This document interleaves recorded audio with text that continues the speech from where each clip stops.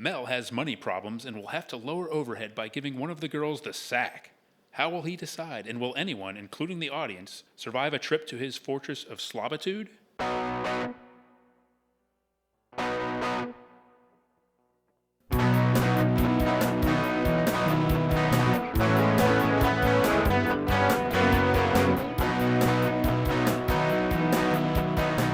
Battle of the Network shows.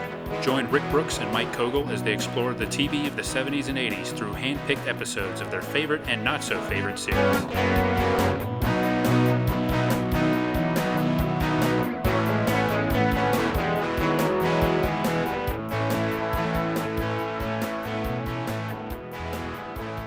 Welcome to Battle of the Network shows. I'm Mike. And I'm Rick. Hello, everyone. And this week we're going to be talking about a sitcom that I know Rick is obsessed with. Wait a minute. What? I'm not sure what... You could blame this on me? What? No, I'm not blaming it on you. I'm just saying you seem to be very invested in this show, but I'm not sure you like it. Well, maybe we'll get into some of that. Yeah, I'm fascinated by it. Right, yeah. I think it's a great show for discussion, yes. Yes. Alice, the sitcom about a And single mom working at a diner. And we should clarify for fans of earlier television, you're not calling me Alice like Uncle Charlie might to the kids on My Three Sons. You're saying we're just going to talk about the show. Title of the show. Yeah. Based on a movie, and I believe a while back we had one of our friends in the show, Facebook group, Kevin, talked about, and don't hold him responsible if you don't like Alice, please. It's not his fault. But he sort of like asked us about TV shows based on movies and kind of that tie-in, I think. And that sort of led us talking, I think, about a good way to kind of introduce that. And Alice is based on a very successful movie by one of the greats, right? Marty Scorsese. Yeah, our good pal Marty. And we can talk about that a little bit. I did rewatch that. Yeah. A very good movie, too. Very different. It is very different. I mean, it's a way to adapt a TV show and totally change many of the things about it. Yes. The core elements are there, but just stylistically, there's a huge difference. But yeah, I know this, I mean, it happens from time to time now. There was that Lethal Weapon show recently, and I think there have been a few others, but it seems like in the 70s or at least early 80s, this was a regular thing to try to adapt movies into TV shows. I mean, MASH is the success story, and Alice is a pretty good success story, but then there are lots of other ones. Some of them we talked about in that 1980 episode. Oh, yeah, like Breaking Away. And Logan's Run was a little bit earlier, but... Freebie and the Bean. Yeah. What did they call the TV version of Mother of Jugs and Speed, didn't they? I don't know. They did I don't know. I think they did a TV version, but they changed one of those words. It didn't last, I don't think. No. I do think it seems Private like... Benjamin. Just a lot of these. And it seems like in Animal House, there were like 3 different rip-offs of it. Yeah. In like Indiana Jones, there were a couple of like and shows inspired by that. Of course, every Glenn Larson show was a rip-off of some movie. Right. To me, it seems a little unique to have like a serio comedy, like Alice Doesn't Live Here Anymore, and turn that into like a sitcom, though. That seems very interesting. Usually it seems like we're mentioning like a lot of genre shows or action shows. Right, like the distance from MASH the movie to MASH the TV show is a lot shorter. Yeah. The distance from Alice Doesn't Live Here Anymore and Alice the sitcom. For sure. Even though, at least it seems initially, the screenwriter of the movie was involved in the TV show. Right, yeah. But I think, based on watching the movie and stuff, that a lot of the things that aren't Alice, like in the movie, come more from Scorsese and Ellen Burstyn. And like they took that approach, the naturalistic approach that movie has. Yeah. That they brought that to it. Like she liked the script, but she wanted that feel to it. And she's the one who ended up, she had say in the director, so she got Scorsese, who had only done really Mean Streets at that point. Mm-hmm. And maybe I know there's that other. Who's that knocking at my door? Yeah, there's that, and the one he did, like the Roger Corman one, Boxcar Bertha or something, something like that. But he hadn't done a lot. Okay. And it was based on, she watched Mean Streets, and Francis Coppola had recommended it. And even now, she wanted something that wasn't quite as slick as the script. Okay. Even now, it stands out as atypical. Probably if you look at his, his resume. But yeah, to me, I'm not so sure. I mean, the movie, it sort of works and doesn't work for me. Like the first half in particular is a real downer. Yeah. It's kind of shocking, especially after you're watching a bunch of episodes of Alice, like I have been. Yes. But overall, it's got some really good performances in it, and it's interesting. When you're watching it for the Alice connections, I mean, it takes half the movie to get Yeah, to the diner. exactly. So you're right. There's a little disconnect there. But I mean, Alan Burson's so good, and the kid who plays Tommy, who plays him in the pilot of the show, is with her is really good. Like their relationship is nice. You hear this a lot these days, but it seems to me like the classic example of a movie that they say they don't make anymore. Yeah, for theaters. Totally. I mean, a lot of it is muted. I mean, the comic moments for the most part, aren't super exaggerated, and it's not as melodramatic as some other. It's just like a movie about life. Yes, low stakes. Yes, starting over. Yeah, and that kind of thing. And so they took this motion picture, which it was very successful. Ellen Burstyn won the Oscar for Best Actress, or at least was nominated. I think she won the Oscar. I think she won. Yeah. Yeah, and turned it into a sitcom, and the sitcom lasted 9 seasons, and I think the first season was a little bit more. It was a sitcom, don't get me wrong, but the first it became a little bit more outrageous as time went on, and more like sitcom-y, and kind of moved even further away from the tone of the original movie, the source material as it went on. I think they brought in some like new people, and I don't know if there's a conscious reason to do that, or if it's just a result of changing some of the people behind the scenes. But to me, now let me just go ahead and say this now. I've watched the first 4 seasons of Alice. And last night, because I was curious, I watched the last episode of the show, the series finale, as it were. Did you purchase that? Did you? Yes, I purchased it. You're going to make me admit that I bought the for like $1 less than all those seasons were when they were on sale. Yes. In my defense, I bought many of these on sale. I've really got 4 seasons for the price of like 1 in many places. But yeah, I bought the individual episode too on Prime Video. And here's the thing: this show was on for 9 years. 185 episodes, and it's been in syndication for a long time, but you don't hear about it a lot. And to me, it's interesting because of a couple different elements we'll get into, but maybe it should get some measure of respect. Now, on the one hand, though, to me, it's also interesting that Flo leaves about a little bit more than halfway through season 4, okay? The show itself peaked arguably when Flo was on, maybe like a season before. It was a top 10, even a top 5 show for a couple of years there. Yet it went on for 5 more seasons after Flo left.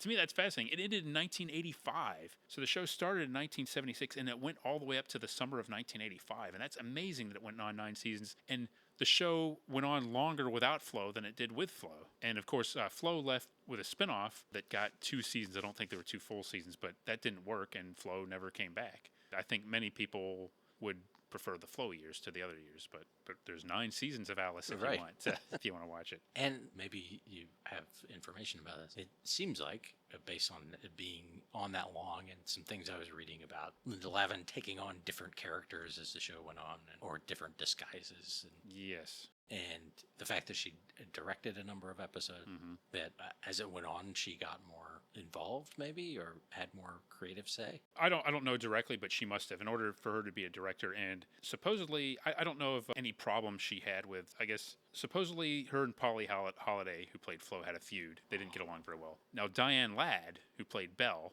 she was Flo in the movie. Right. Yeah. Interesting. Then she came back as Belle in the 4th season after Flo left. And in story, she was there before the other girls. She was like one of the first waitress Mel had hired as, this character Belle. So Diane Ladd was there like the end of the 4th season and the 5th season. And then after that, she left and was never heard from again. And interestingly, in the last series finale, when they're showing like the clips, you see Flo in a couple of clips. By that time, they had Jolene, who's played by veteran character actress Celia Weston. Jolene is a big part of the finale. She's still there, and you see a lot of clips of her. You see Flo in some clips, although they don't reference her, but Diane Ladd, Belle, nothing. And the scuttlebutt has it that Diane Ladd and Linda Lavin did not get along at all, and they were real problems there, and that's why she left and was never heard from again. Unfortunately, apparently there was an True Hollywood story or something, or behind the scenes that got into this. It's not available online, and boy, I'd love to see it. But so I don't know a lot of that, but for some reason that's more disappointing than the fact that they didn't get along. Yeah. That we can't watch. I know. The story. I want to see it so badly. I guess she got along with Vera. Yeah, I mean, I don't know of any things there. And Vic Tayback, again, Vic Tayback was in the movie. Yeah. As Mel. And in the movie, he's not as distinctive a character in the movie. No, and he's competent. Yeah. Yeah. Like that place is always busy. Yeah, it's packed. Yeah. I mean, it looks like a difficult job, whereas on Alice, the TV show, you wonder why he even needs 3 waitresses. Right. Because a lot of the times they're not busy. No, this is true. And in fact, you wonder why anyone eats there at all. You're right. based on what everyone says about the Yeah. food. Exactly, yeah. Other than of course, George Burns and Jerry Reed randomly showing up. Yes. I didn't rewatch those. I was going to watch those, but Yeah, and here's another thing about Alice. I think, and it kind of starts in the third season especially probably, but it becomes kind of like a lot of celebrities' gimmicks. And it wouldn't even be like, there's a couple of them. I don't know if it's those ones in particular, but it would be like, before the theme song even comes up, tonight's special guest star, Dinah Shore, and then you'd get into the theme song. It's like, oh, that just seems very cheesy. And yeah. And I guess like a couple of big writers and heads of the production team were like Arthur Marks, Groucho's son, and Robert Fisher, his writing partner. Like the first season, it was more like two of the writers behind I Love Lucy, Madeline Pugh, I think, and Bob Carroll. Okay. And they were executive producers, and I think maybe their influence waned after the first season, although interestingly, they wrote the series finale. But so I don't know what the correlation is or anything like that. But is that how they got Desi? Probably. Probably, yeah. Yeah, because Desi Arnaz. But Desi Arnaz is not playing himself, though. No. Is like in the first couple of seasons, it's more like if you had a big name, they'd be playing a character, and then it'd be like, why bother? Just have them play themselves. Yeah.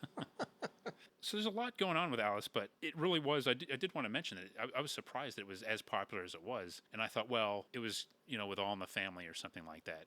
But not necessarily the case. It was a top 10, like I said, and even a top 5 show until like in 1982, and it was a deal where CBS moved Alice to Wednesday, and they put Gloria in on Sunday. Alice was mostly a Sunday night show, so Gloria was the spinoff of with Sally Struthers, and for several years it had been following like One Day at a Time on Sundays, and like All in the Family, and these other shows, and actually it did better in the ratings than those shows. It was close, but it was as maybe not as high as 60 Minutes, which we talked about being a hit. It was actually better than those ones. So it was improving on the ratings of its lead-ins. But that Sunday night CBS sitcom block was pretty powerful for a while. It was. Oh, yeah. Jeffersons and the... Yeah. And it looks like if you look at it, like Alice was actually maybe the anchor, and Jeffersons was like the one show that a lot of times was actually better than Alice. But Alice was an anchor until they moved it to Wednesdays, and then it never got its momentum. And of course, it had already been on the air like 6 or 7 seasons at that point anyway, so there's that. But yeah, it was a very popular TV show. Never critically popular, but I also don't think it's as bad as a lot of people think. But part of my fascination with it is it's so sitcom-y, to use a word I like to throw in, like a lot of the cliches I've been pointing out, like on our Facebook group, which come visit us there and see like things like this, but they're taken from episodes of Alice. I had that experience yesterday. I was watching the one where Mel throws out his back.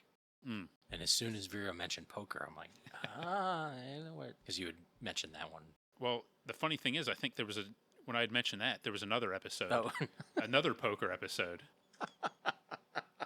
with Vera playing. Again, not being good at... That's another thing, is Alice kind of reused premises, and there was no continuity. But I don't know how. Can I make a little defense of some other reasons why I'm so interested in Alice, and let me make the case for you, and then we can get into the episode.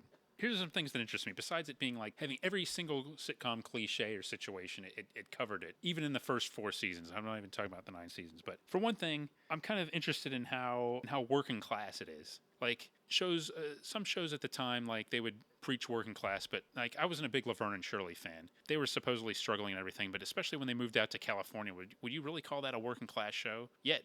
I don't know. Yeah, but because I don't watch it a lot either. Right. But on like Alice, they're working class in a way that you really kind of see it, and it's kind of interesting because like in contrast to like the 1980s when everybody would be living in gorgeous houses and big apartments, like a lot of the action takes place in Alice's apartment. It's a 1-bedroom apartment, and she sleeps out on a sofa sleeper. She sleeps out on a sofa. She's getting into the spirit of things. She sits out in the sofa. And Tommy has the bedroom, but it's a very small, it's a small place. It's realistic for a waitress to, but it's not like a luxurious thing. Flo lives in a trailer. In a couple of episodes, we see Flo's trailer. Vera similarly lives in a relatively small apartment. And Mel, we see his apartment in this episode that we're going to talk about. Spoiler, it's a dump. Yeah. This might be the first time we see Mel's pad, but Mel's kind of the same thing. He's got a bathroom, a bedroom, and like a main living area where you've got the kitchen. It's nice. I like open floor plans. Does he have a bedroom? It looked like a studio apartment to me. Oh, no. I think you're right.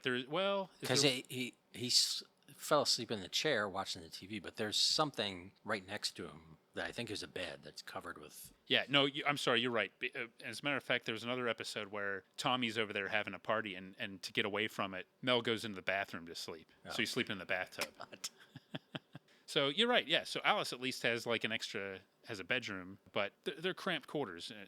Kind of reflecting their relatively modest lifestyles. They're always talking about money. Like in this episode is no exception. They don't have extravagances. Their episodes built around like not being able to afford a car, things like that. Simple things or Tommy's dental issues or something like that. There's the whole thing about the greasy spoon diner kind of thing and the trucker culture, which I think is interesting, kind of gets into that. I mean, and especially a little bit after this with Smoking the Bandit and all this, and CB radios, it maybe even become more of a thing after this premiered. But you had a big thing where truckers had a moment for a while in the culture. And this is kind of reflecting this, but they're eating diner food, but they're trucker guys. They're working class people, and they're fine with it. There's nothing. The show doesn't make a big thing about it or criticize it. Just shows them what they are, and it's kind of a perspective you don't often get on TV. And then there's Flo, and Flo's status as a kind of a man-hungry person, and she's unrepentant about it, and they kind of alternate between how much virtue she actually has, and sometimes they make it sound like she's mostly all talk, but then other times, like in this episode, you kind of realize she's not really all talk. She definitely dates a lot of guys. She has a lot of boyfriends, and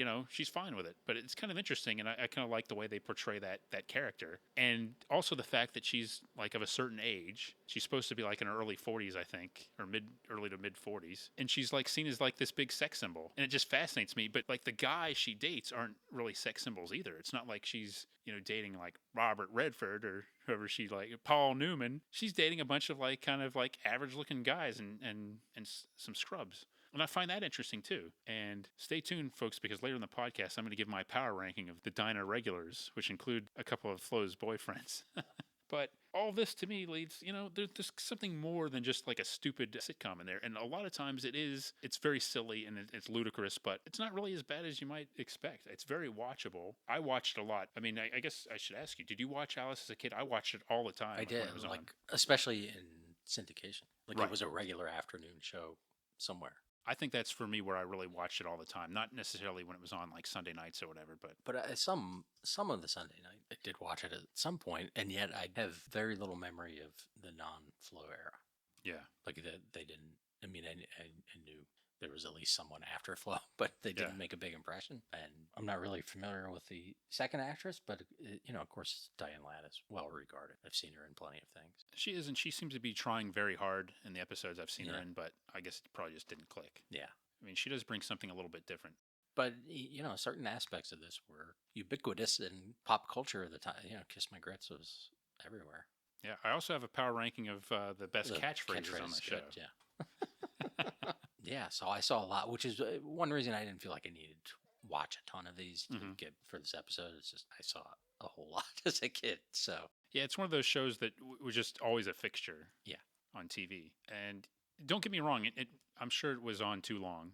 I mean, even though it was, especially the last couple seasons, it wasn't like a ratings hit. And they do the thing where Alice's hair changes and she gets like a perm and then like a really kind of unflattering shorter haircut in the last season. And it's just, especially like watching the last episode recently, you see like the age progression over 9 years.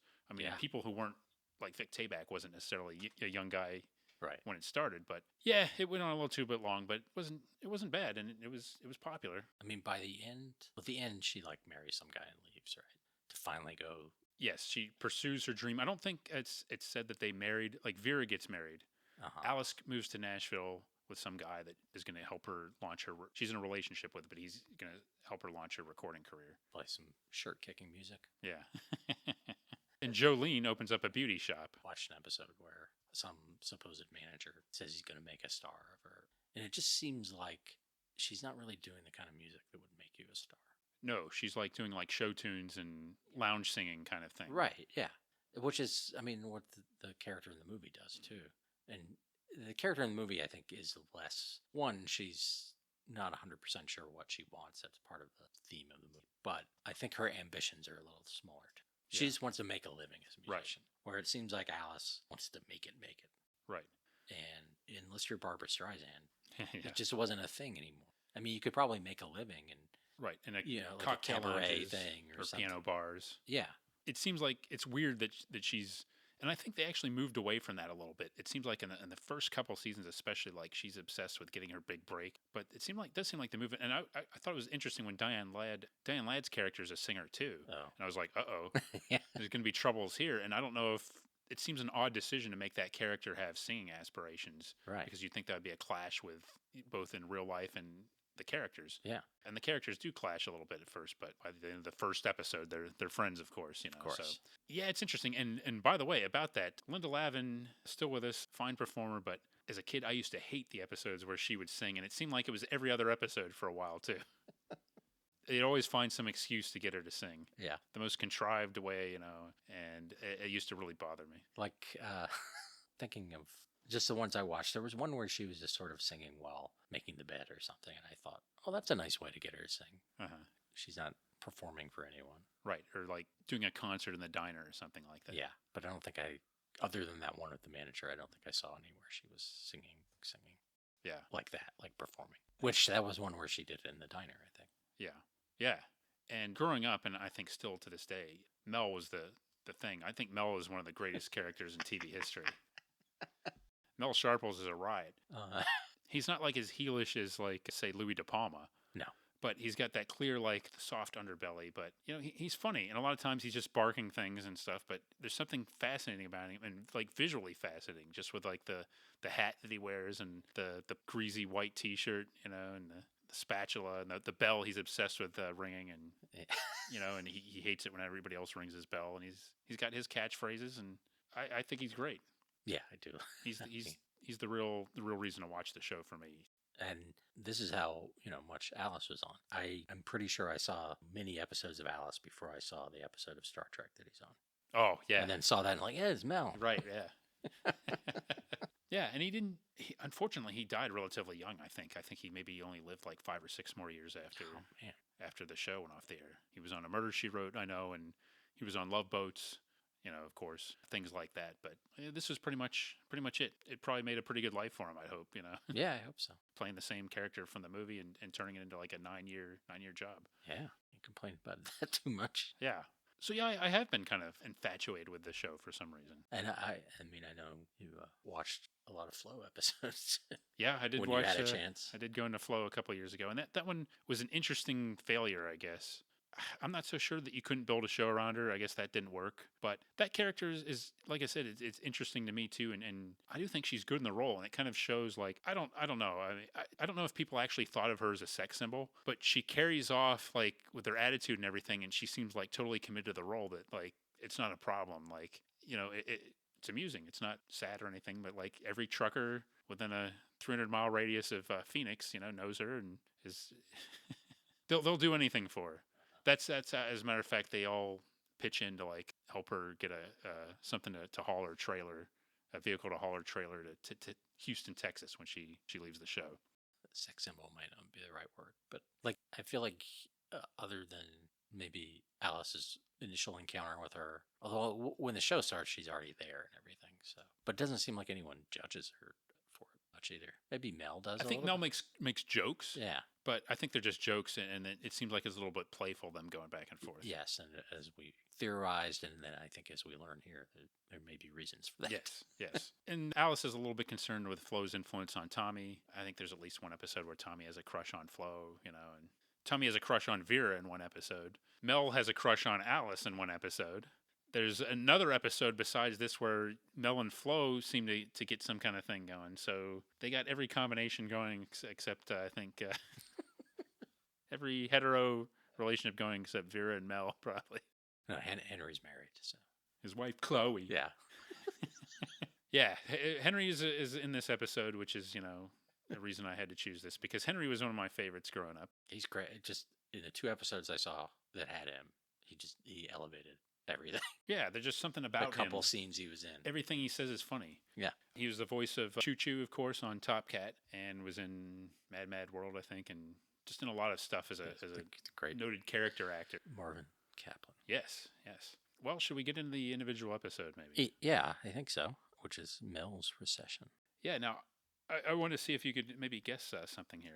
It premiered Sunday, April 2nd, 1978. Can you guess what other notable TV event happened on that night? Like, this totally surprised me. So I'll give you a clue. It happened on CBS. So while you're thinking of that, ABC had a show called The Young Pioneers. It was like a period piece on like the Dakotas or the frontier. And it was like the first regular episode after a couple of movie pilots. Then it had High Plains Drifter. Okay, that's ABC. NBC had The Barefoot Executive Part 1 on The Wide World of Disney. And then a TV movie called Love's Dark Ride about a blind ad executive who learned to love again or something like that. So CBS had Alice at 9:30, but it had something else interesting happen on this night, according to my research. I'll tell you, 60 Minutes started off the night as usual, followed by Rhoda, followed by On Our Own, currently on Prime Video, another show I was watching, then Alice, and then something very interesting and historic happened at 10 o'clock. A show premiered. The actual first episode of an iconic TV show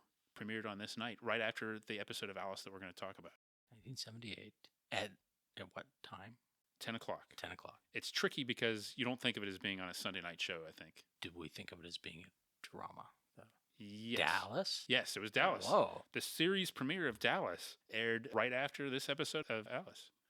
Alice in Dallas. Alice in Dallas, yeah. And another ubiquitous show of the time. Yeah. Wow, that's fascinating. I'm also fascinated by the idea of splitting up the Barefoot Executive over 2 weeks. Yeah. Boy, as much as I really, really, really need Disney Plus to add that. Yeah. I can't imagine anything in that being a cliffhanger. Yeah, being spellbound. Oh, how is this going to turn out? Oh, no.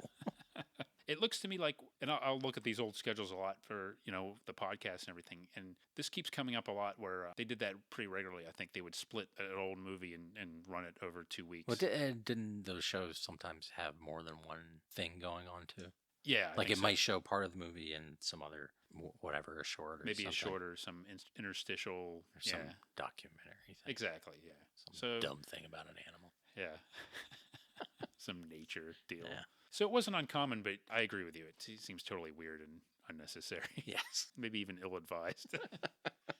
But yeah, you can see just by that. I mean, On Our Own wasn't a real big, that only lasted 1 year, but you can see right now why CBS owned Sunday nights for so long. Yeah, so that's what was going on. And so the episode we're talking about is Mel's Recession. It was the next to last episode of season 2. So just as Alice is winding down, Dallas is coming in. 60 Minutes is starting to reach its peak, and you can really see things coming together for CBS right about now. So I noted, and maybe these will come up, but it seemed like there were a lot of vaguely Three Stooges bits in this. A lot of people colliding. Yeah, there was a lot of physical comedy in this episode. But it starts in the diner, and Mel is in a bad mood. A worse mood than usual, because he's always in a bad mood. Yes, that's right. And let me just point out, we need to get just a minute on this for baddie consideration down the road. Mm-hmm. It starts off with a little bit more languid version of the theme song at the beginning until like it goes halfway through and Linda Lavin really like takes off and exaggerates with it. So they tinkered with the theme song like the first couple, I think maybe every year actually. Yeah. But yeah. And I mean, I guess they tinkered with the credits too. Because, correct me if I'm wrong, but some of the shots in the credits are from the movie. I think they are. The car, like some of those car shots. Mm-hmm. When I was watching the movie, I'm like, oh, I know this shot. Yeah, I think they. But then in the second season, there were far fewer of those. I agree. Yeah, and I think you're right. Linda Lavin and Tommy McKeon. What's his first name? Philip McKeon. Yes. I'm sorry. He's not even in this episode, is he? No, he's not. Yeah, well, big loss. I had to.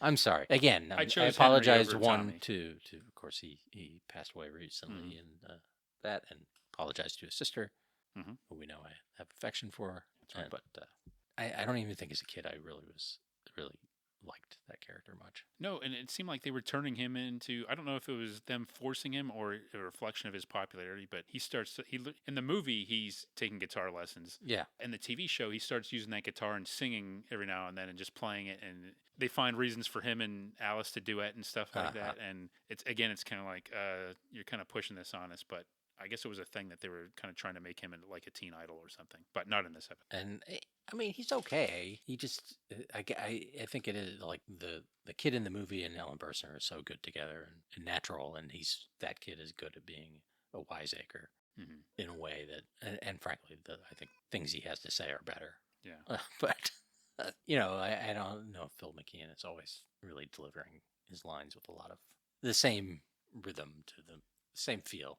And in fairness, Tommy is not really a great character as written. I don't think they gave him a lot to do either. Yeah, they probably felt saddled with him. Yeah, I think even the Tommy episodes are more like about, okay, it's not really like we learn a lot about Tommy. It's more like, how does Alice react to what's going on with Tommy? Yeah.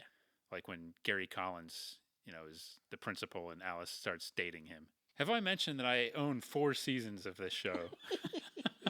Listen to me rattling off specific episodes and guest stars. I was just laughing at Gary Collins. Yeah, and it was, I should mention, because we kind of got into this earlier, it's Gary Collins playing a character, not Gary Collins as himself becoming the principal of Tommy's school in, Arizona. Yeah. Yeah. Anyway, Mel's in a bad mood. Alice comes in late. Seems like she's late a lot. Yeah, it seems like she strolls in whenever she wants to sometimes. But she's excited about something. She's trying to tell Mel something. Yeah, she's really animated. And, he's just barking at her. And she even does like, oh, well, excuse me. Yeah.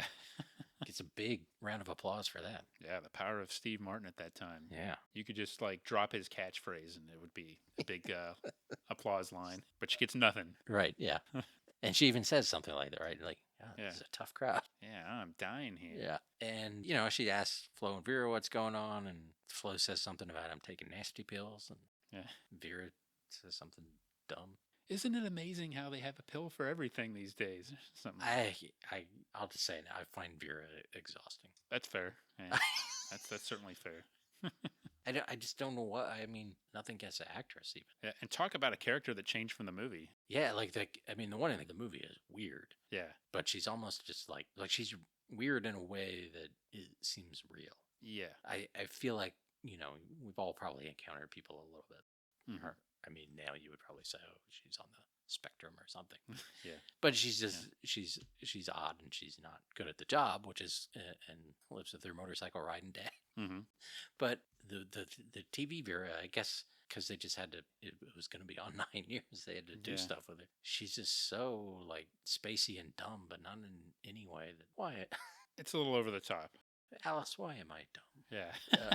It just, it's not even like you can pinpoint, you just know she's going to say something dumb. You can see the setup coming, but you never know what it is, but not in a good way. Yeah. Yeah. And I think Beth Howland, the actress, I think she's doing exactly what she's supposed to do. Yes. Oh, yeah. And she is totally into the role herself and probably was tough to do anything afterwards. Yeah. But yeah, the character, I think, how do you put it? Like exhausting. That's probably a good way to describe it. Like too much of her gets a little much. Like she's the most sitcom of the characters for sure. Mm-hmm. I think Dayback and Linda Lavin and Polly Holliday are a little more grounded. Mm-hmm. And I guess because I've seen them in other things, and I've seen Polly Holliday in dramas and because like the surprise, like Kiss My Grits, you think of being, oh, Kiss My Grits, but it's almost always, Kiss My Grits. Yeah. It's way underplayed. She does have some nuance in the way she says it. She's got different deliveries of it. I'm sure there's a supercut somewhere. Yes, there is. It may be on the webpage. Hey. Anyway, that he's mad at them. They're talking, and he says, "Open the diner," and there's a flood of people there. Yeah, that was unusual, actually. Yes, yeah, including Henry. Not his normal time, but his wife's out of town. Yeah, thank God. Yeah, he always makes jokes about his wife. And this is Ruth Buzzy played her a couple times? times? Yeah, I think she was only in like maybe 1 or 2 episodes. Okay. But so it's really a Cheers Vera situation. Yeah, I haven't come to the episode where, like, he's been on a couple seasons that I've been watching and she hasn't appeared yet. So I think it was probably like, oh, we're finally going to get to meet her, because she wasn't like a regular presence actually on the show. She was just talked about. But he's going to be eating all his meals there, which again doesn't make any sense. No. Because he's always complaining about the food. Yeah. It seems like, again, they saddled themselves, in this case, just with the show, of making the food bad. And then, for the cheap jokes. Yeah. But then you get the premise of like, why does everybody keep coming here? Right. And even in the finale, they bring a couple of the regulars are there, and they're still making jokes about the food, but they're sad that it's going. They can't imagine life without it. Yeah. It's really kind of weird. It's their Cheers, right? Yeah. And so then the ladies are speculating on why Mel's in such a bad mood. Alice knows he met with the accountant the day before, so she thinks it's something to do with a lot of taxes. Flo thinks he had a bad date because he's the king of bad dates. Vera thinks maybe he got out of the wrong side of the bed, but then she's like, she's always in a bad mood because her bed's against a wall. So Boom, boom.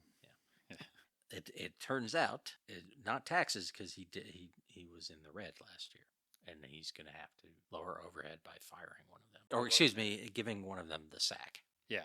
I love that, like the fact that he's talking about how to cut overhead, and I think it's Flo that says, "Well, you can't cut the quality of the food." Right. Yeah.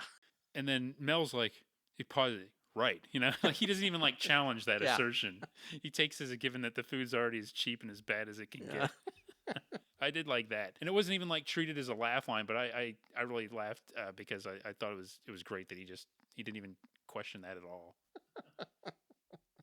It wasn't this episode where someone ordered a tuna sandwich without bread, was it? No, I don't think it was this one. Okay, just because he frowned at that idea, but then he got the tuna salad out, but it was just like it looked like it was a bowl and just in a cabinet. I was like, but I think it was a refrigerator, like under the counter, because there were milk cartons in there too. Yeah, But then I'm still like, there's a thing I wouldn't get there. No, the funny thing I think it is. too, It's after he slips on the eggs. Oh, really? That's after the. I think so, because I was connecting eggs and Okay. I'm like, which you don't actually need, I guess, for tuna salad. But no, I think like another inconsistency with the show is there's several episodes that talk about his chili. Yeah. But he wins like contests. He goes on the Dinah Shore show and like his famous chili recipe. So he's doing something right, I guess, for somebody. In the movie, he had to sign up for his famous barbecue, which it's a good place to get barbecue is in Arizona. Yeah, could be. I mean, to me, I'm not a barbecue snob, but yeah, to me, like, okay, barbecue sounds good wherever I'm having it. I would think Arizona would be potentially good. They just, I mean, it's close-ish to Texas and places like that. It might have a Tex-Mex flavor. You don't get a whole lot of Arizona flavor. They do mention it, and Tommy will wear like Arizona State T-shirts and stuff. Yeah, and the Suns. But it's kind of nice having like the southwestern locale and somewhere other than Texas. But you don't see a lot right outside the diner. No. Especially, I'm kind of fascinated by what's outside there, right outside there, because it seems to change a little bit. But it's just a mesa. You're on top of a mesa. So Alice takes Henry's order and mentions the problem, and then Flo comes and talks to him, and he gives her a tip on a job at a sandwich shop, which pays really $4 an hour. The tips won't be great, but for a waitress in 1978, it seems like pretty decent pay. That stops Flo in her tracks. Yeah. Right away, she's like, oh. I love the idea that Henry has intel because he installs phones. Right. Like around, Phoenix, so he picks up all this information. This happens repeatedly where he passes on bits of information he gets by installing phones. And then so Flo's like, "Oh, I'll quit." Of course, she doesn't tell them why. And he's trying to tell her something else about it, but she's not listening. So then Vera talks to Henry. Henry anyway reveals the secret pretty easily. So then they all kind of they draw straws. Who's going to quit and get this job? Which seems risky because what if none of them get the job? Right. Very rash move. Yeah. That's what they do, and Vera wins. And then Henry explains, well, he pays so well because it's a topless sandwich shop. Yeah, one of those topless sandwich shops that were the rage back in 1978. Right. Yeah. So like Vera has a good line there that seems like a smart line, which is like the sandwiches are topless. Yeah. Yeah, and I love the audience oohing at the news that it's a topless restaurant. You get the ooh, this real murmuring and great reaction. So anyway, that puts the kibosh on that idea. And then they're all sort of trying to butter up Mel, I guess. So Vera's waxing the floor, and then Flo and Alice try to help her, and Mel comes in with, like 24 eggs and slips. Yeah. And having worked in a kitchen and having accidentally caused people to fall. Yeah. I sympathize with this moment. There are more eggs on that floor than you'd see in a Hugh Downs marathon. Let's put it that way. But this is definitely the kind of show where if somebody is holding a cake or, any kind of precarious food item, it's going to like wind up in their face or on the floor.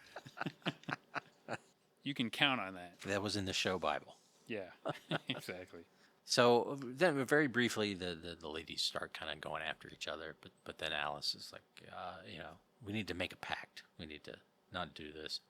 One for all for one, and one for whatever. Which comes first? Fool me once, shame on me. Fool me twice, won't get fooled again. Right. Yeah. Meet the new boss, same as the old boss. Yeah. Right? Yeah. All for one and one for all. Yeah. Exactly. Like the Three Musketeers, but Vera says like the Three Pigs. Yeah. And then we get to Mel's apartment.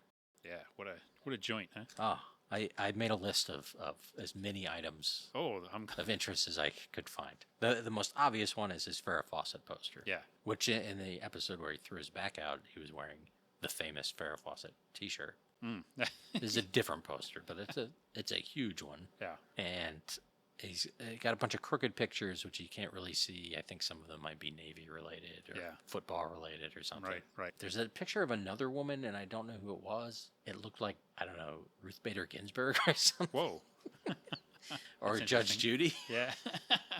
I don't think it was either of them. This is why we need Alice on HD remastered Blu-ray, yes. and high def on HBO Max at least. Yeah. I mean, I paused it, and I'm trying to see. He's got a small record player. Again, I think he has a bed that has a bunch of clothes and boxes and stuff all over it. He's sleeping in the chair. There's a shelf behind the bed. There are some bowling trophies there. Something that looked like it might have been the San Diego Chicken in small form. A putter. He's got some orange and yellow wallpaper. Something that looks like a diploma. I'm shocked. Yeah. But maybe he played. If he played college football player. Could be. Some old-timey signs, of course, and a poker table with stuff all over it. Yeah, he's using it as a desk clothes hanger. And again, I can't deny that I sympathize with some of Yeah. some of his Slavenness. If there's a flat surface, usually things end up piled up on it. That's right. And one thing that I like too is he's got that staple of bachelor's apartments, the dartboard on the closet door, I guess. And he has that staple of television from probably its inception until at least the end of the 80s or maybe the mid 80s. A Western playing on TV that's just like bugles playing and Indians whooping. And gunshots. Yes, and gunshots. Yes. Yeah. And not a big TV, like a little, maybe even black and white TV. Yeah. It's amazing we haven't done more Westerns in the podcast, considering if you watch television, Westerns were still on all the time, even into the even into the mid 70s. And it was always the cavalry ones. Yeah. Right. I've maybe seen only one movie like that. Some John Wayne movie like that. Yeah. So the doorbell buzzes, but he's kind of, he's groggy, and he wakes up and he thinks it's the phone, and he picks up his beer and pours beer all over himself. Yeah. Some more great TV generic beer. Mm-hmm. And then he tries to answer the phone, and obviously that's not there. And so finally he answers the door, and it turns out it's Alice. And he had a weird dream where they were all shipwrecked on a raft, and there wasn't room enough, or they didn't have enough water, and he was going to have to push one of them over. He ended up pushing all three over. Yeah. This is fine acting by Vic Tayback. It's It very is. reminiscent of Edna Garrett thinking about the Beatles. He's got that far off look in his eyes as he's recounting this dream. He seems like he just woke up. Yeah, I was. He had me every second of that little tale he's giving Alice. Yeah. Yeah. And Alice doesn't bother to use any of her night school psychology. Yeah. To say, yeah, that's about Right. who you're going to fire. For a second, he thinks she's there to throw herself at him. She laughs it off, but then apologizes. I don't know why she apologized. I guess she apologized because she doesn't want to offend him because he's still got that decision coming up. Good point. I think that was why she was quick to apologize. But she's got some big ideas to fix the situation, so he doesn't have to fire anyone. Yeah, to make more revenue. Yes. So that he doesn't have to cut his overhead. That's right. Which, I mean, solid. The basic idea is good, right? Yeah, get more money and then you won't have to cut money. Yeah. Right, yeah. So, first it's like, well, before that, he offers her a chair and says, I think there's a chair over here somewhere. Yeah. Good line. And then she sits and there's a sandwich on the chair. Yeah. Like under some other something, shirt or something. Anyway, she suggests a French-style sidewalk cafe in front of the diner. It just didn't seem like a good idea. That seems like a terrible idea. Yeah. And I mean, she's down to like having somebody playing accordion. Yeah. Probably her. Yeah, right. And look at the clientele that goes into Mel's and tell me that they'd be really thrilled about, checkered tablecloths or whatever. Right. I mean, maybe she thinks they're going to bring in different clientele, but Mel's cooking. Right. And Mel points out that it's 130 in the shade in the summer. So who's going to sit outside and listen to an accordion? Exactly. So then she has another one, which I think, is spur of the moment, but turn it all Mexican and call it Taco Mel's.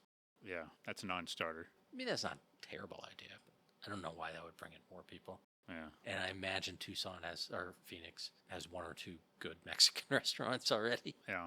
Yeah, I think you're right. I think that was desperation. But then Flo shows up. This seems like a staple of this show, too. If once one person shows up at someone's apartment, everyone's going to end up being there. Yeah, good call. But Alice doesn't want her to think that she's there breaking their promise, which she's not. So she hides in the closet. Flo comes in because she was already looking for Alice. And Mel's like, oh, no, you don't need to go in that closet. Don't go in there, Flo's like, what, does that have your secret recipe for grease? Yeah. And I'm glad you mentioned that because they repeat that. They make a very similar joke later. Yeah, she calls back to them. Yeah. See, I didn't see it as a callback. I saw it as a lazy writing.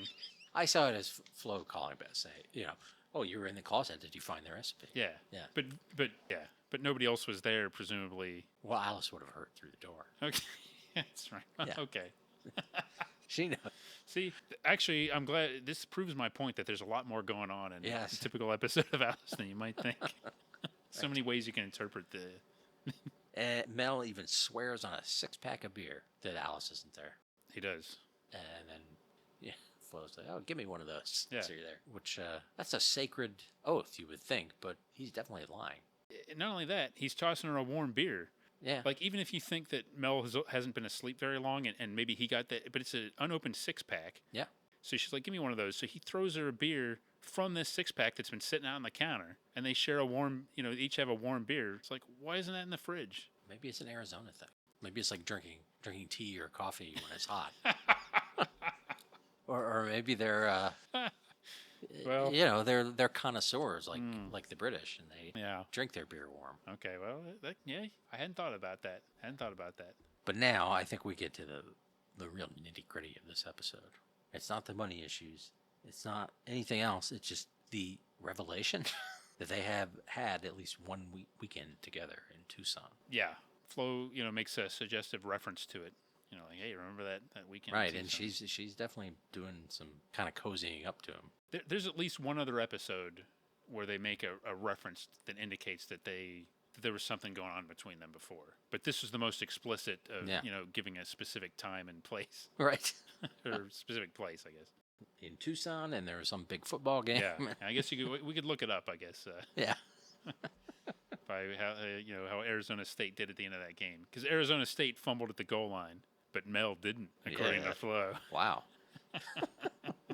That may not sound like much, but when Flo says it, you know exactly what she's talking about. Yes. They should have had Flo be on NFL Today with Brent Musburger and Irv Cross and Jimmy the Greek.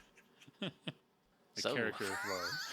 Yeah. So, Flo, what did you think of that play? Yeah. I can't. It would be like at least one reference to backfield in motion, and then, comments about like picking games based on the uniforms. And, yes. And talking about how she, talked to the quarterback last night, and he was in a real good mood. He was in a better mood after I met him. So-and-so, Ron Jaworski seemed extra tired today. I don't know why that would be. Let me just interject this too. One of my theories about Alice is it's one of the shows that it most makes you want to talk like the characters of any show on TV. Every time you see Henry, you want to talk like Henry. When you see Alice, even, you want to talk like Alice. Vera to a lesser extent. Flo, no doubt about it. You want to echo Flo. And Mel, too. I think, that's a strong core of characters that you just want to echo what they're saying when you watch the show. So it's got that going for it. It does. I should have been keeping a running tally of things it has going for it. Oh, yeah. A pro and cons list. And then Alice comes out there somewhere. I didn't write down much about that. Yeah, Alice hears... she gets grossed out by that. Right. Well, she thinks that Flo is really currying favor to him because Flo's flirting with him. And she gets so mad. She's like, how could you, And then Flo says something like, I thought that would bring you out, which kind of indicates that Flo wasn't really that she was just saying that to get Alice, to expose Alice. Right. But then she says something more about their weekend. Yeah. That confirms that. I mean, that definitely happened. That's canon. Yeah. As far as I'm concerned. I guess the question is, how far was she willing to go this time? Right. If you know what I mean. Mm-hmm. I like how we just raised our eyebrows at each other on a podcast. How far is she willing to go? I would have liked to see Ted Baxter and Flo. Oh, what a combo they would have made, huh? Anyway, then Vera shows up, Of course, yeah.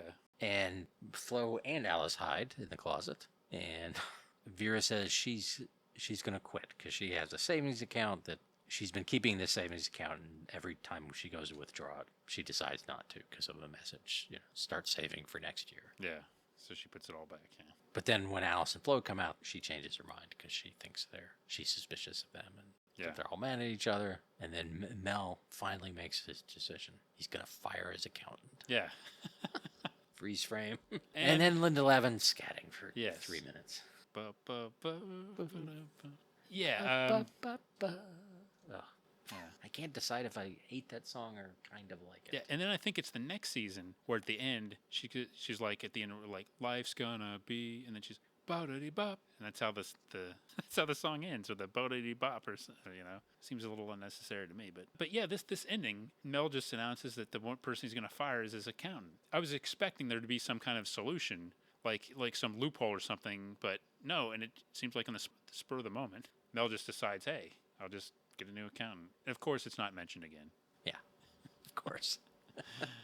But it is the sort of I don't know exactly when that started because I've watched as many episodes as you have, but the softening of Mel Sharples. Yeah, like I know in that one where he throws out his back, he has a little tender scene with Alice where he says he thinks of them as daughters, which let's pretend.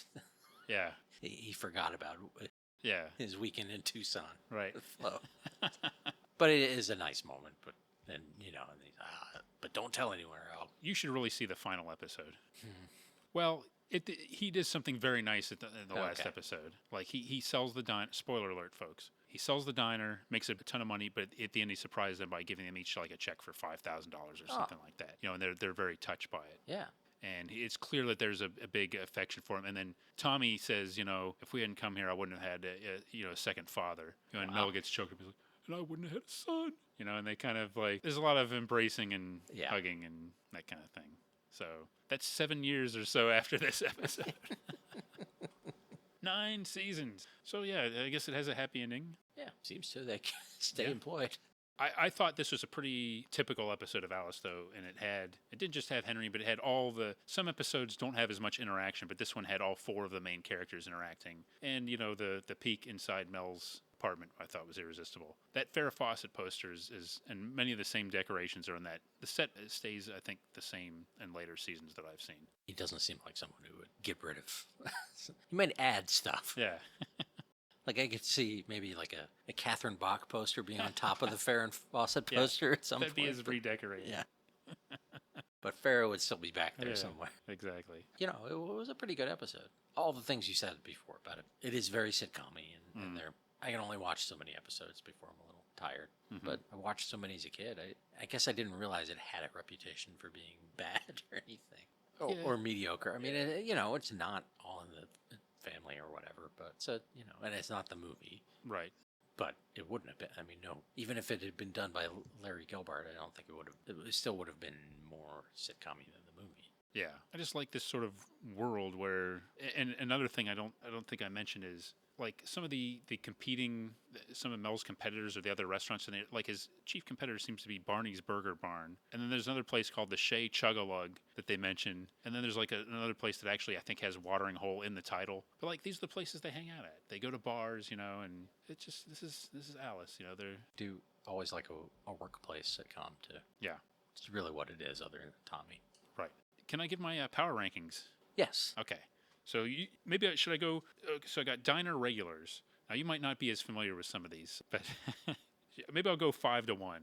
Okay, so 5 is Jason. Jason he's played by Patrick Cronin, a character actor who was in our Silver Spoons episode. He was the dad of John P. Navin's character, I think, and he was especially in some of the first couple seasons. Then he showed up in like in a fourth season one, and he was involved with cars. And there's an episode where Mel sells a car to the girls, and and then there's a big controversy, and Jason has a big role in that. But he's a amiable guy, good character actor, and he shows up enough that he made my list at number 5. Number 4 is Chuck. Chuck has a mustache, and he's played by a guy named Dwayne Campbell, and he shows up in a lot of episodes. Actually, he doesn't always get speaking parts, but if you watch enough episodes, you'll recognize him. He's got like a pretty distinctive mustache, and he's just one of the Greek chorus, if you will, that comments on the goings on at the diner. Number 3 is Charlie. Charlie is very interesting to me. He's like seems like a little bit older than everybody else. He's a trucker for sure. I mean, some of these other guys, Chuck's a trucker too, but Charlie we know is a trucker because he always wears a mesh baseball cap that says "Truckers make better lovers" on it. So that alone solidifies number 3. Or he just dates truckers. I know, Mike. He's a trucker. He's a trucker. Okay. Okay, I'm just saying. Yeah. Number 2 is Earl. Now, one thing I'm a little disappointed about, Earl is played by the great Dave Madden, who is, of course, Reuben Kincaid on the Partridge Family. He's introduced as a basketball coach, and he's Tommy's basketball coach for a while. He's one of Flo's boyfriends, and in some episodes, I think in like season 3 especially, they're an item, not exclusive, but they're an item. Just as soon as you said Earl, I could hear her saying, Earl. Yeah. And that's all I wanted to know, that she interacted with him. That's yeah. Exactly. And he's not in as many episodes as I thought he was. Like, as a kid, I thought he was on all the time. I think maybe in later episodes, he shows up. And again, he's in the finale, and he gets a very big role in the last episode. And one thing I do like, I've noticed is, as the show's gone on a little bit, the fact that they're having the diners interact with each other more, and like more of a back and forth with Mel and everybody else, and the jokes and everything. I kind of like that. I think that's pretty good. Them sitting in the bar stool sometimes or making comments. But so number 1 is Henry. There's no doubt about that. I mean, he's in many episodes, he almost was probably like a de facto regular by the end of the show. There's just something about him. I love the fact that he's a phone guy making like it's 1970s. He's making all these like wife jokes, and they're very generic, but any time he says something, it's funny. He makes everything he says better. So that's my power ranking of the diner regulars. And honorable mention goes to, because I couldn't think of anybody else, goes to Andy, perverted old guy who's always trying to lure the waitresses into like the restroom or something with him for like $1 or something like that. His candy bar, right? Isn't that? Yeah. In the first episode? Yeah. Something about. He's in a surprising amount of episodes early on before they ditched that character, I think. So now I've got to go to my top 5 catchphrases, and I had to cheat a little bit on this one. This one, maybe I'll go 1 to 5. 1 is "Kiss My Grits." No doubt about it. It's iconic. It's a big laugh line every time it's said. Other characters say it to instant comic effect. It's even the name of a movie. Kiss My Grits? There's a movie called Kiss My Grits. Is there really? Yeah. I only learned this recently. I didn't know that. Yeah. Did the catchphrase came from that, or it came? No, after I don't know. the, No, it seemed like the same time. All right, we'll get And that. of course, in the Alice Doesn't Live Here Anymore, Flo says, "Kiss me where the sun don't shine." Yeah. Which honestly is a much clearer statement. That's true. "Kiss my grits" is a little too vague. I Yeah, I think you're right. Like, I think it means the same thing, but it could mean something else. And, I gotta look up this Kiss My Grits movie. yeah. I mean, was there a movie called did Sit on It? Was that made in like 1979? Maybe there was. I can imagine a teen comedy called Sit on It. Yeah, the sequel. yeah. And Rotate. Anyway. Okay, number 2 is Stow It. Mel barking at people is always funny. Number 3 isn't exactly a catchphrase, but just Mel calling somebody dingy or dingy broad. Number 4 is another Flo line, "When donkeys fly." I always like that. Number 5, now apparently I haven't watched the Jolene episodes, but he says "bag it blondie" to her a lot. I didn't go with that. I went with something else. It's not really a catchphrase, but it's something Mel does a lot. His little chuckle, his self-satisfied. Like when he does something like, "You girls don't know it, but I done it this time." Or, sometimes it'll be like he knows something they don't, or he wins a bet or something like that. So Mel's little chuckle would be my number 5 catchphrase. I can't argue with any of this, partly because I don't have the institutional knowledge to do so, but Right. but they're sound arguments. So I appreciate that. I'd love to hear, feedback if anybody disagrees with these rankings, but I spent a lot of time compiling them. I put work into it. I really wanted to justify buying 4 seasons of Alice. well, yeah, I think I did. I think so. Yeah. Now, you might ask, will I go on and get season 5 and other ones? No. But if they went on sale, though, I would. Or if the show does go on like a streaming service, and you never know these days, I would probably go plow through and watch a bunch more. I can't stop myself. There's something about it. I would watch more if I could. Somehow HBO Max decides to start adding stuff like that, or they give it to one of these the freebie things or something. Was Alice, I guess it wasn't on Prime Video. Was it on Prime Video? It was on Warner Instant. Yeah. Warner Archive Instant. They had at least the first couple seasons were on, but they left very quickly. So, it's a possibility. But it's interesting. It's totally different than the movie, and kind of a long-running institution on CBS that went on a bit too long, but 185 episodes, that's something else. Got to give it that. Do you know why in the credits it says something about Time Life? The movie, I think, was produced by David Susskind. Yes. And his production company was somehow tied in with Time Life. Okay. And I think he was a producer on the TV show, and that maybe like that On Our Own is on Amazon Prime. Uh-huh. And it's the same kind of thing, which is why I thought when that showed up that maybe Alice would, but some of those rights are tied in somehow, and maybe that was a package deal getting them on CBS, but it had something to do with his company. But Warner Brothers has the home video rights now, but it was his production company that did it, and it had some kind of deal with Time Life, I think. Okay. Time Life did a lot more TV production in the 70s in that era, and then who knows, there's such a long tangled history of Warner and everything that I can't even now I can't even begin to unpack that. But okay, well I think we did a pretty good job with covering Alice. I hope so. I wanted to do it justice, give it stay, and thanks again to Kevin for sort of bringing up the idea of movies and giving me an excuse to do an episode about Alice with you. Yeah. And Kevin Seymour is one of the friends of the show on our Facebook group. Mm-hmm. And just go to our Facebook page, Battle of the Network shows there. Do a quick routine little quiz just to show you're not a robot or anything. And then we'll welcome you into the group, and you can talk TV of the 70s and 80s with us and all of our other friends in the Facebook group. I mean, if you were a robot, like a real robot, not a bot, but right. a physical robot, sitting in a room, I would be cool with that. I think I would too. I mean, we have a robot for our mascot. That's right. Rewind Stubbs. Yeah, Rewind Stubbs came out of the Facebook group in a way. Yeah, the name did. Yeah, we had the naming contest. And you can also reach us. Mailbag at Battle of the Network Shows is our email address if you have a question or a show idea or feedback, anything like that. Yep, and if you feel like supporting the show, we have a TeePublic store, Battle of the Network Shows, and you can get Rewind Stubbs and all sorts of things. And you ever wanted to support a podcast by buying a throw pillow? This is your opportunity to do so. That's right. You unfortunately cannot get Mel's famous chili there. No, we can't. This episode brought to you by Mel's Famous Chili. Chili. This episode also brought to you by Grits. You know what to do with them. This episode also brought to you by the portable radar range from Amana. When you're not using it, stow it.